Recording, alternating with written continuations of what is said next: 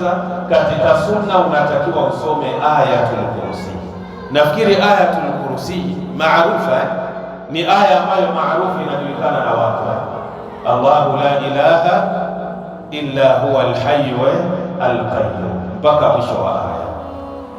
Adalilu min as-sunna, dalili kutokamana na hadithi ya Bwana Mtume Muhammad sallallahu alayhi wasallam, an Abi Umama al-Bahili radiyallahu anhu qala, kutoka kwa Abi Umama al-Bahili, radhi za Mwenyezi Mungu zimwendee, amesema qala Rasulullah sallallahu alayhi wasallam, amesema Mtume wa Mwenyezi Mungu, rehma na amani zimshukie yeye,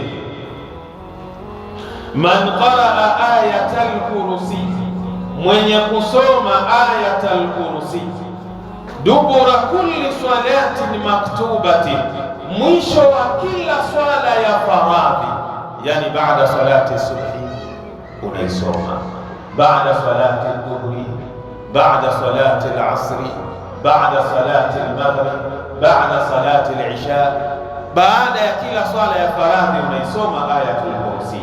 Mtume anasema maneno mazito, lam yamna'ahu min dukhuli al-jannati illa al-maut, hakuna kitakachomzuia yeye kuingia peponi isipokuwa kinachomzuia kuingia peponi ni kifo tu basi. Je, kusoma tu Ayatul Kursi mwisho wa kila swala ya faradhi, hakuna kitakachokuzuia kuingia peponi isipokuwa ni kile kifo tu ndio kimekuzuia usiingie peponi. Maana yake ukidumu kusoma Ayatul Kursi mwisho wa kila swala ya faradhi, wewe umepata gate pass ya kwenda wapi? Peponi. Allah tujalie ni miongoni mwa watu hao.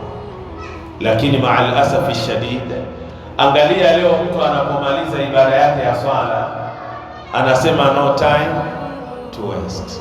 Baada tu ya kutoa ile salamu, assalamu alaykum wa rahmatullah, assalamu alaykum wa rahmatullah, cha kwanza anachokifanya ni nini? Yanduru khalfa, anaangalia nyuma yake kuna mtu aliyechelewa akasimama, anatafuta space ya kufanya nini? Ya kukimbilia huko duniani.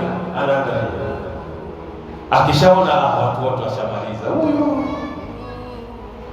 hakuna dua anazozileta, hakuna istighfari zozote anazoleta, huyo ni kama kwamba amejitosheleza, yeye yuko perfect, yani kwamba yeye kwenye kila kitu yuko nini?